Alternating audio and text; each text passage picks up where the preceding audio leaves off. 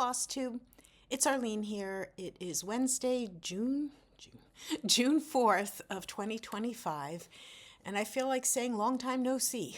I'm pretty sure my last video was back in April, maybe towards the end of the month. I know that I wanted to do a video in May, and well, life. But it's been on my list. I'm like, you know what? Sometimes you just got to make it happen. I have students later on this afternoon. In my other life, I'm a middle school math teacher. I do a lot of like tutoring and one-on-one work and other part-time things. And I came up here about an hour ago, like, yes, I'm going to get it in all good.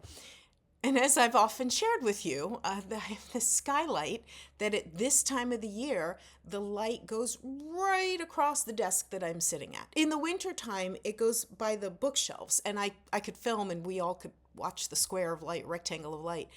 So it's like I really can't film when it's right in front of me. So I'm like, tried to get a couple things done, came up, all right, so the sun is right like here. And I'm like, good enough. I can set up at this point and I can get the video out because I do very much enjoy sharing with the Flosstube community, and I hate when too much time has gone by. But here I am making it happen today. I don't have much to share, but it was important for me to get on because of the very first thing I'm going to share. Last month in May was my Works by ABC anniversary. If you are new here, well, always welcome, whether you're returning or new. But if you did not know, I'm a designer, and I design under the name Works by ABC. And I officially launched my Etsy store on look this up, pretty sure it was May 21st of 2017. I started with Etsy. I still sell through Etsy, but I also use distributors, so you can find my stuff it gets into stores through what's called Hoffman Distributing. You'll also see my items like at trunk shows and so on, but it all started with an Etsy store that I clicked publish, or whatever the equivalent is on Etsy, in May 21st of 2017. And so most years, if not every year, I do a sale in May, just kind of saying happy anniversary to me, and you can help me celebrate by purchasing a pattern and getting a deal on it. So that was all the more reason to try and get a video out in May, and then it didn't happen. And so my sale ran from May 15th to May 31st, and I put it out there on Instagram and a couple of other places, and some people saw it. But I also know there's some people who watch Flosstube videos that aren't on Instagram or any of the other places. And I'm like, you know what? Let me get a video out and have an extension of my sale for those who are seeing it here. So, Works by ABC, my Etsy store, the link will be below. Right now, you can get 20% off everything. You need to use a code. So that's how I'm doing this differently, because my quote regular sales, I just make it easy, or just no code. But this one I decided, you know what, I need to know who's seeing this from my Flosstube video and how that's getting you there. So it's very simple. The word is extend, EXTEND, because I'm extending my sale. So you just use that coupon code. I guess at checkout, wherever they tell you input a coupon code, I guess it's just at checkout, 20% off everything. And this will go from now, June 4th, assuming I don't have any trouble uploading today, until June 15th. So thank you if you're able to swing by and purchase a pattern or two and support my work. And again, it's an anniversary sale extension that I'm glad to offer to you watching here on Flosstube. The date, I was like looking at dates and trying to get this into Etsy, okay. This year I'm going to StitchCon, weekend B. If you will be there, say hi. I know I've met a number of people at various times. I went to the very first StitchCon in 2018, and I went to the second one in 2019, and I haven't been back since for any number of reasons. A lot of it is the timing and the end of the school year for me, and just lots of other logistics. But things came together, and this year I'm going. It's weekend B, so I needed to make sure I ended the sale before then so that I can make sure to get out any purchases that are being sent by mail. All my patterns come in both PDF and printed versions, so you can get them either way. excuse me, StitchCon, if you are not familiar, is a very large stitching retreat that takes place in Cincinnati, Ohio.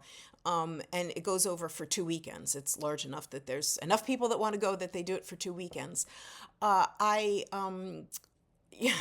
I'm a big fan of name tags at retreats.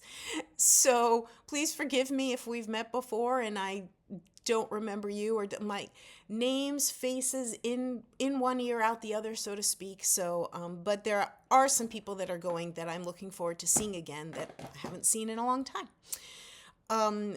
So again, Works by ABC sale, 20% off. Use the coupon code EXTEND, and that will be good through June 15th.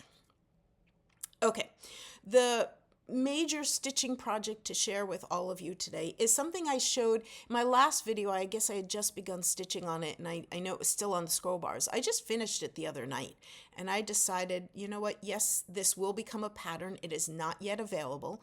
And most of the time my designs, I stitch my own models. I get this question a lot. It's not a never say never. Maybe there will come a time where using model stitchers makes sense for me. But for me as a designer, it is so rare that I've designed something on screen, that I've printed out sort of the draft copy of the pattern, that I've started stitching, and not a single thing changes. I'm always changing up things, whether it's fabric, whether it's threads, whether it's stitches. And so it's hard for me to process, here's a pattern, model stitcher, here's your fabric, here's your thread, go for it. It kind of loses something for me. That's me. Every designer does things differently. But most of the time, I don't share what I'm currently stitching on because they will be patterns that I will release at some point in the future.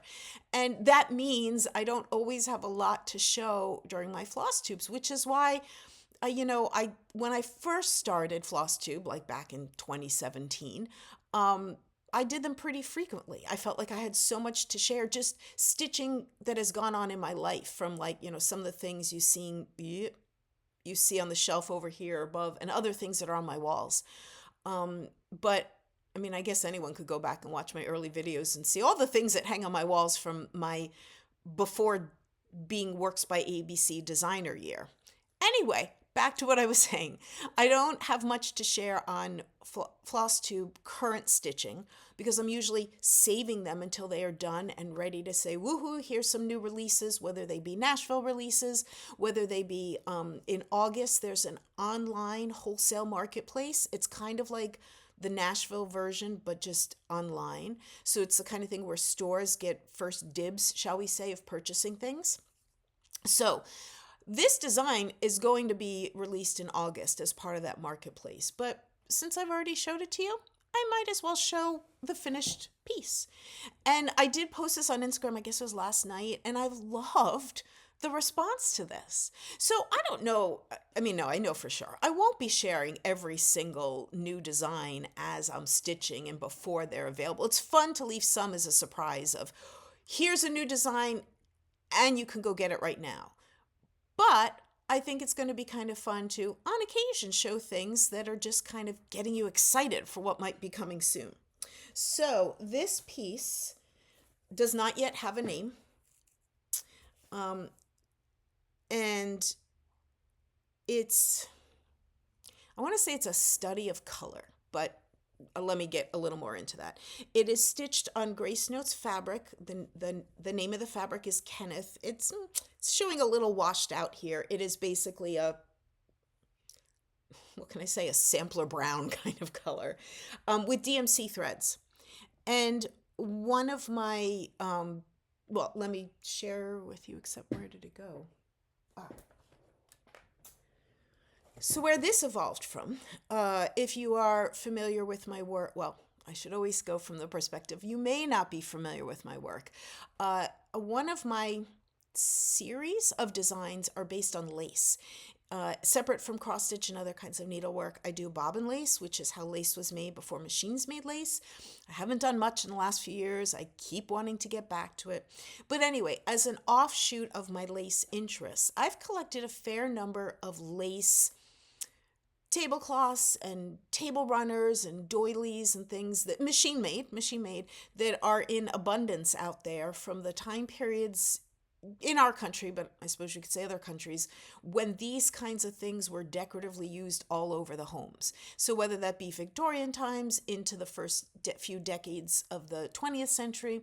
Anyway, sometimes I spot something that just kind of intrigues me. And so this little doily, I should have something to hold it up with. There was something about those flowers going around in a circle. And I was thinking about your quote standard color wheel, which I meant to bring out. This has, now I have to remember, 16 flowers that goes around. And when you usually talk about a color wheel, oh, no, hold. I actually do have one of the things I was going to share with you. I'm pretty sure has a color wheel that I can fairly, okay. So, a quote standard color wheel, you have blue, red, and yellow are like the primary colors, and halfway in between them, the purple here, the orange here, and the green here are the secondary colors. And then you could see this particular version of the wheel has a color in between each of those. And so this is, now I'm just double checking myself, 12. Yes. So most color wheels are divided into 12 parts. Now, you can subdivide those up, but there's not a really good, clear color wheel that I found that is divided into 16 parts. But that was the thinking of this. But then I didn't want it to be a straightforward, very clearly, here's the blue, the red, the yellow, evenly spaced out into thirds. This was more about how do I get from the green to the yellow to the red or whatever. And DMC does provide the number of color. I mean, unlike using any of the overdyes like a Weeks or a Classic Colorworks or something, there just aren't enough colors to do this kind of thing. And that's why DMC is perfect for this. And you could see my center is obviously something very different than the center of this little doily. So I enjoyed, there was a lot of do some stitches, pull it out, do some stitches, pull it out till I could figure out what looked right.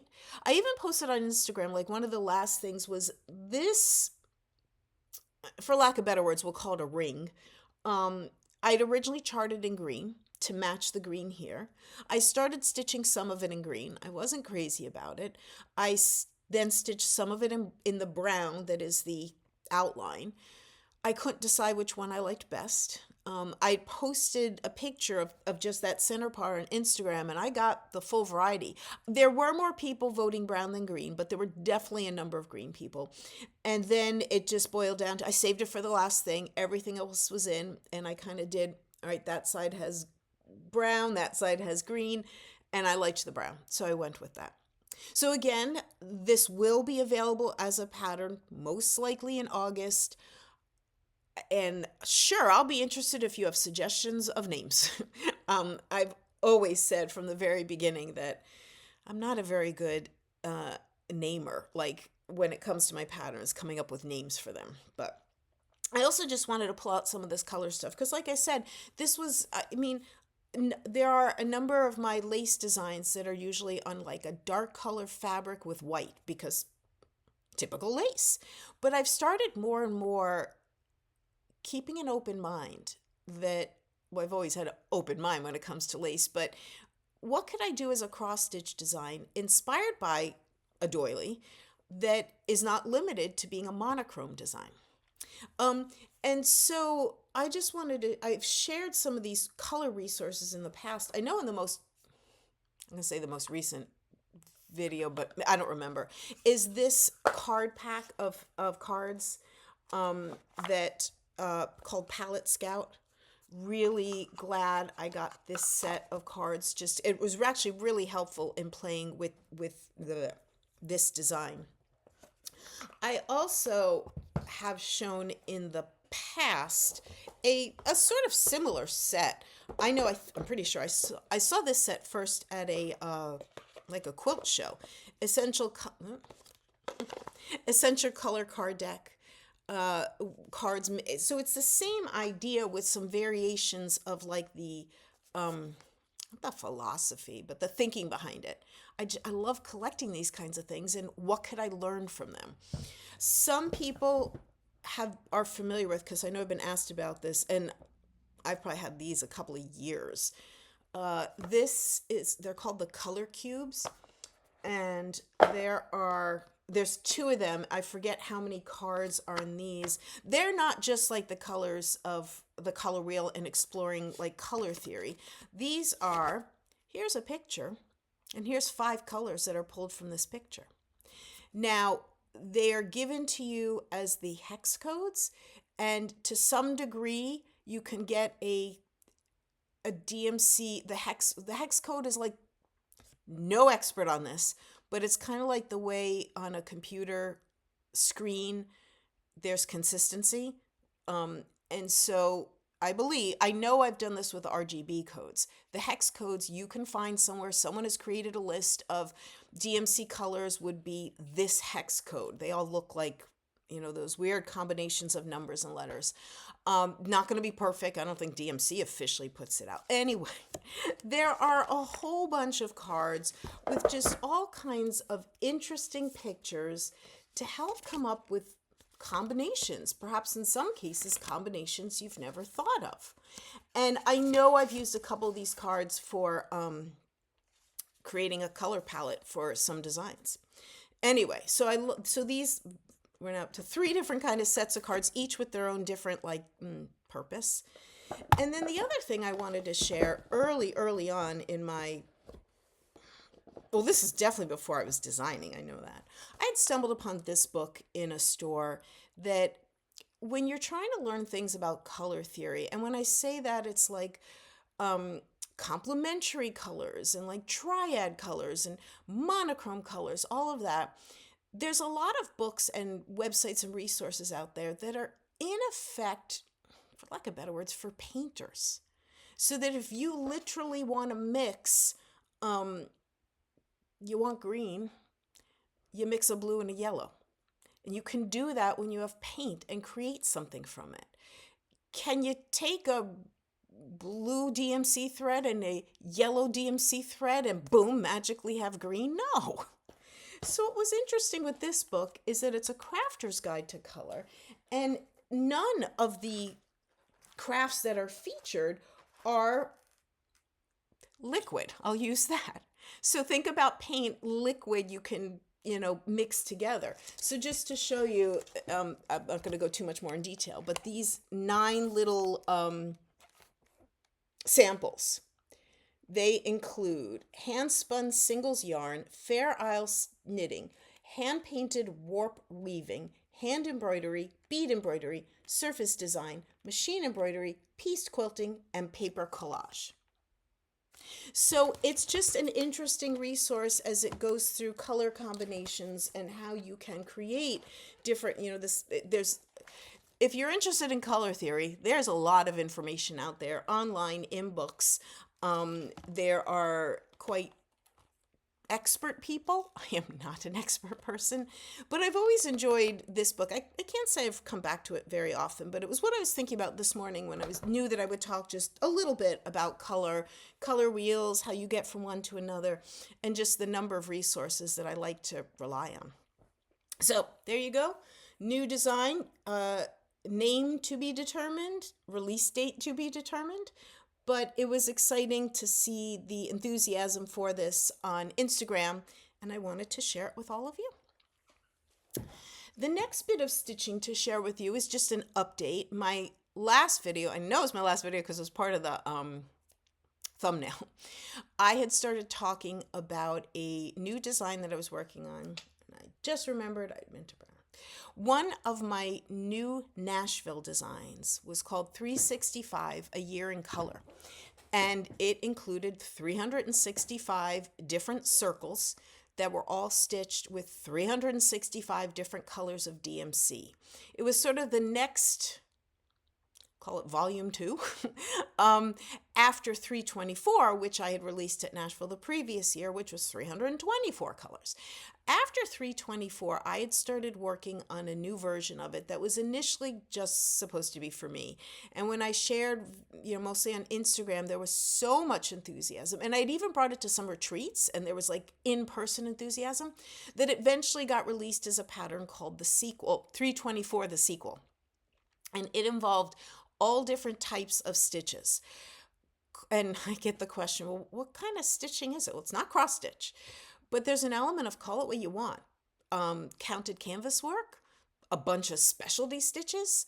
Some people have even called it black work, which whatever you want to call it. I don't have it to show you right now because it's at a trunk show at StitchCon, or it'll be set up for StitchCon. But I'd started working. Then I created 365, and then after Nashville, I had debated, would I create a second version of 365? Let me see how well 365 does, and it sold wonderfully. And I kept going back and forth. I don't know, would there be interest in another? I wouldn't call it the sequel, but another version that would kind of be like a sequel. And then it got to the point where I was thinking, you know what? I don't care if this has the sales or doesn't have the sales of sequel. It's something I wanted to stitch. So I started. And I was looking at the thumbnail of my last video to see how much I progressed. And it's a little hard to tell. And I'd meant to bring up a copy of 365 and I totally forgot. 365 overall is a circle. Now each of these motifs are squares, but they will form the same circular shape that the 365 cross stitch does, although right now it looks like a diamond. I'll give you that. Each type of stitch is repeated 4 times in the design in like a rotational kind of way. And I'm looking for one that stands out, which I'm not finding. Well, I'll just say it's not that it stands out, but this one over here is the same stitch as what's over here, and the same one that's over here, and the same one that's over here. And I really enjoy going through different like types of stitches. Some of these might look a lot more like black, like this one right here. Could definitely look a lot more like a black work kind of thing because it's just made up of straight stitches. A lot of them have more to it than that. The advantage of doing something a second time, meaning the sequel from 324, I'm not calling this the sequel. I got a couple of names playing around with, make a decision at some later time. You learn from experience. And so some of the things that I did for that sequel, again, I started stitching it in no way thinking I'd be putting out a pattern, in no way thinking, my general audience are cross stitchers. And I'd be offering this pattern to an audience that may not be familiar with how to read a chart in a different way. But I'd only made that decision once I was about halfway through. There's something, simply put, there was some things I would have done a little differently had I known in the end I wanted to create a pattern that cross stitchers would be able to understand and follow. Some of those things I definitely made sure I'm doing differently here. And one big one is about resources for, I can diagram a stitch as best as I possibly can. And I've gotten lots of positive feedback about the different stitches and how I've diagrammed them. But wouldn't it be great if there was one easy resource, i.e. online and not purchasing a book, that everyone could see for any stitch that they're like, wait, what did she do there? What does the chart look like?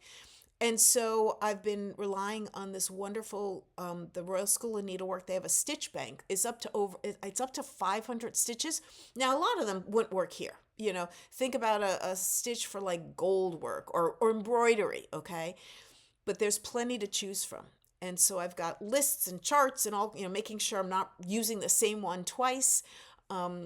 I had to pause in my work on this about a month or so ago because I needed to get a little more focused in some things that had more of a deadline to them. But I'm looking forward to getting back to this hopefully relatively soon once I get out a few more things. As you can imagine, this is not a good project to bring to a retreat. There's too much thinking involved. So I also needed to make sure that I have a project or two that I can bring to StitchCon that I'll have for my own retreat. I'll talk about that in a moment. So anyway, this is on pause. I will be coming back to it pretty soon. My general goal is to have a pattern available sometime in the fall. Don't quote me on that. But that's what I think I'll be aiming for.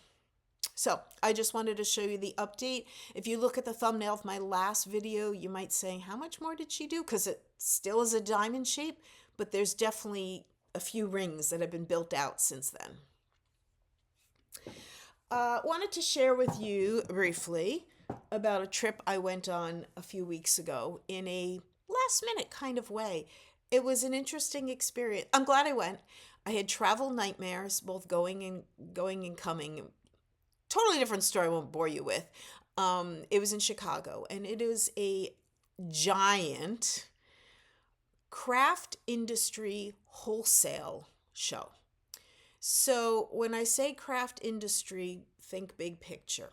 Think yarn for knitting. Think fabric for quilting. Think sewing machines. Think a lot of different types of categories. And needlework on its own, not one of the huge categories. I vaguely remember hearing about this maybe last summer or some fall when I think on a cross-stitch designer Facebook group somebody had posted about it, and I remember looking it up and it takes place in May and whatever. Did not remember it, and then somebody posted, it might have been on that same group in like mid-April, is anyone going? Acknowledging that this is not by any means a typical cross-stitch show, but that doesn't mean you can't have interesting conversations there. So sort of things all fell into place. I decided, you know what? I'm going to go. I'm going to see what this is all about. I'll be there for a couple of days, walk the huge exhibit floor, have some interesting conversations, see what I can see. You know, like here's another category were book publishers that focus on craft industry books. Well, that's kind of interesting to have conversations with those. Do I think I will plan on creating a book, like a published book? Not on my plan at this time, but it's interesting to talk about it to people. Zweigart was there, so that was great to have, like people from Germany. There was a whole like Germany pavilion with a number of companies from Germany, and there were others like sort of places that were kind of gathered. I think there was a France one also. I just wanted to share with you a little bit about, so this booklet, okay, place where creativity meets business. It is a huge booklet, and in fairly small type, these were all the exhibitors. I think they had something like 530 exhibitors. I believe they had over 5,000 attendees. A cross-stitch designer? So not your typical attendee. There were, imagine a quilt store that's going to meet up with the fabric companies and think about what they want to order for their store. I had a conversation with someone who is, he has a lot of different things in what he does, but he's looking into the idea of doing more kits with cross stitch. That's why we were having a conversation. And he was telling me, yeah, I was able to go over to Zweigart and have a conversation with them about, supplying fabric, and then over to DMC to talk about threads, like that you can make those kind of business connections. So this is what the exhibit floor looks like. You can't even tell at all just how big this was. There were classes and sort of like business related things. I didn't go for any of that. I didn't sign up. It was really interesting. I don't think it's something I will need to or want to go back to. Never say never. I did just to share with you a little bit. Like, for example, in my conversation with Zweigart, I was able to get their full catalog. Now, a lot of it in here is so not in my version of needlework world. I'm not going to be looking for the kind of I'm not looking for punch needle fabric. I'm not looking for like straight on embroidery fabric. So this is the full thing, like from Germany, although it's in multiple languages. And it's now, I thought I had a little, yeah, I did. It is really cool to kind of say, all right, these are all the colors. This is Belfast, right? 32 count Belfast linen. These are all the colors that Zweigart has. I think there might be some more over here. That doesn't mean they're easily all found in the US, but I was like, wait, I don't know if I've ever seen that color before. And I went on a few websites and I'm like, oh, I could get it if I wanted. They had some things on display. It wasn't as much as I wished there was. But again, just to be able to talk to them, and it was almost like I didn't sense they knew. Oh no, that's not going to come out right. Obviously, they work with a lot of big companies. Um, and so I was a very unusual person to them, just this cross stitch designer. I gave my business card. I talked about, what my reach is, what my audience is. And it's almost like I don't think they realized how many of us, how many people like me, the small ones, are out there. But hopefully they got something from our conversation. Was there anything else I was really going to show you from my bag? Was just all kinds of, some of it is garbage that got thrown away before I so like here, for example, this is one of the companies, if you're familiar with Schiffer Publishing. And I held on to this catalog for some reason. I know others that I got rid of. It's just interesting to see the variety of stuff. And then the last thing to share about this. So as is typical, you go to a big convention, you get yourself registered, you get your name tag, and usually there's a bag. And I was actually kind of pleased with what bag this was. I mean, it looked like not one of those cheapo canvas bags that I feel like I've picked up at so many conventions and things over the years, particularly in my math teaching role when I'd go to some large teacher conventions. And I picked it up and I realized, wow, this is cool fabric. And then I looked at it really, and it was the bags were sponsored by Knit Pro. H&H, did I even say that? H&H Americas is the name of this whole thing. And I know it's sort of like, how did you know that was a craft industry thing? And then my question is, what does the H and the H stand for? And I found some of like the, at the help desk, like the organizers or the people that work for them, and I asked them, and she had to like pause for a moment because the original of this is in Cologne, Germany, somewhere in Germany, and it is even much huger than this. It's been going on a number of years. It's like the European craft industry wholesale show. And the one here in the US, I think this was only their 4th year. And to have 5,000 attendees and over 500 exhibitors, clearly it's going quickly. But when I asked, she was able to come up. H&H stands for Hobby and Handiworks. I think I've got that right. But I could tell she was almost like translating in her mind. So I guess those two words, I asked her, those two words in German, assuming I've got that right, also begin with H. So Hobby and Handworks, I think. I mean, also like just to get a sense, there were a number of booths that I walked by that had white yarn of all types. And I'm like, what's up with the white yarn? Well, the people who dye yarn need to get their base from somewhere. And imagine if you're a yarn dyer, you go to a show like this and you could see in person from a variety of different companies or distributors, whatever you call it. So that's like the kind of thing that was there. Okay, back to the bag though. So bags, this is often the case at these conventions, are like sponsored by one company or the other. But what did I notice almost immediately? Do you see it? It's like cross-stitch fabric. And I was like, and so this, the sponsor thing, like, oh my God, can I get a bag like without a sponsor thing? Like, wouldn't this be super cool? Couldn't I use it in all kinds of ways? So I go to seek out the Knit Pro people, and they seemed very confused what I was asking. They had to kind of point me in different directions. I'm like, who are the people who came up with this bag? And then I found what I learned where I finally got pointed to the right person.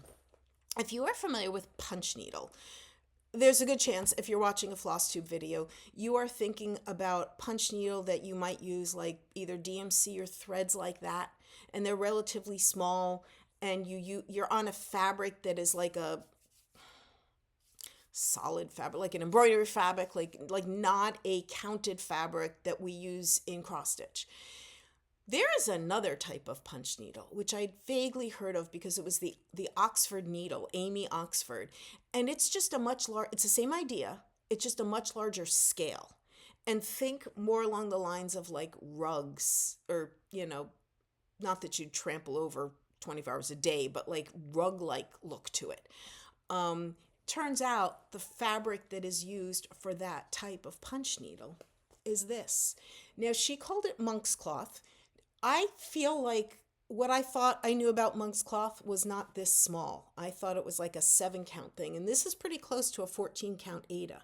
But I saw the demonstration of the punch needle, and it's the same punch movement. It's the same idea that you and I might be thinking about on a smaller scale, that is connected with I mean, the magazine punch needle and something. Anyway, I thought, wouldn't it be amazing if I could get these bags? And no one really had an answer of how they had them done. Was there a source to get them from? They were just, it was disappointing, and they didn't quite understand why I cared so much. They were happy to sell me if I wanted to buy yards of this monk's cloth, and I said, no. Where do I get the bags? And so I got stopped in my enthusiasm there. But I think any one of you, if you had gone to this convention, wholesale show, whatever the proper word is, and picked up this bag, you would have immediately thought the same thing I did. What? Ooh, cross-stitch fabric. Sort of in the back of my mind, I myself run a retreat in July called Stitch NJ. And I mean, immediately, first of all, was, oh my God, could I get these bags for my attendees? No, I can't. And also, I am a big believer in a zippered bag for a retreat, because I like to put lots of good stuff in my retreat bags. I take pride in putting together a good bag for attendees. And so my retreat, which is in the middle of July, is coming up, and I'm already in full swing of all kinds of prep work and the details that I put together. And I enjoy it all. It's something, this will be my 6th retreat. It is, the way I look at it, it's something I'm giving to the stitching community. I don't run it as a business. I'm not in it for that. I'm in it to bring people together. I've always known myself as, I'm an organizer, I'm a planner, I could do this. And I've just loved the enthusiasm that has come over the years.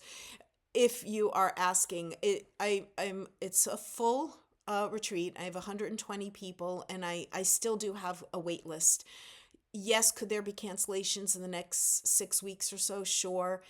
If you want to know, oh my gosh, I want to go, it is highly unlikely that I could get to anyone beyond the wait list I do have if there are any other cancellations. However, right around the time of the retreat, I will put it out there, mostly check on Instagram. I'll probably also put up my Facebook group for Works by ABC. A link to just get your name signed up to get information when 2026 information is known. So there will be a way, like for people like, how do I find out about these things? I've evolved over the last couple of years. The best thing to do is to create simple Google form, first name, last name, email address. And then in the fall, when I, have signed a hotel contract and I know exactly what dates and all of that, I send an email to everyone on that list, and I say, if you're interested in attending, here's the sign-up procedure, here's the wait list procedure, all of that. So I'm excited for my retreat in in July. I basically have 2 major stitching events in my life the last few years. Nashville in March, and Stitch NJ in July. So I have made it through my entire little list. Actually, I went longer on this Flosstube than I thought I might. But sometimes you get going on something and you just chat. So don't forget the extension of my sale, Works by ABC. Link will be down below. Ooh, quick thing, when it comes to Etsy, and I've said this before and I feel like I want to repeat it every time I can. If you are ever have the opportunity to follow a direct link, like for example, if you want to purchase something from my store, if you click on the link below, which brings you to the Etsy in my store, as opposed to going to Etsy.com, searching Works by ABC. When you get there from a direct link, the store owner gets to keep a little bit more money. It makes no difference on your end cost-wise. You'll pay the same amount, but Etsy won't take away as many fees as they would if you just went to Etsy.com, searched Works by ABC, and bought something. So just keep that in mind whenever you see something, whether it's on a Flosstube and you see the details in the notes section, or on an Instagram post or a Facebook group. If there's ever, I'm just going to use the example of Cross Stitch Designer, but it's anyone who sells on Etsy. If there's a way to follow a direct link, it helps out Etsy sellers. So just keep that in mind. Thank you so much for being here. I so appreciate it. You have so many choices to make when it comes to giving a little time to Flosstube watching, and I feel so blessed. And that's not a word I usually use, but that you've given a little bit of your time to me today. So I hope you have a good rest of your week and a good month and year, and whenever I might see you again. Till next time. Bye.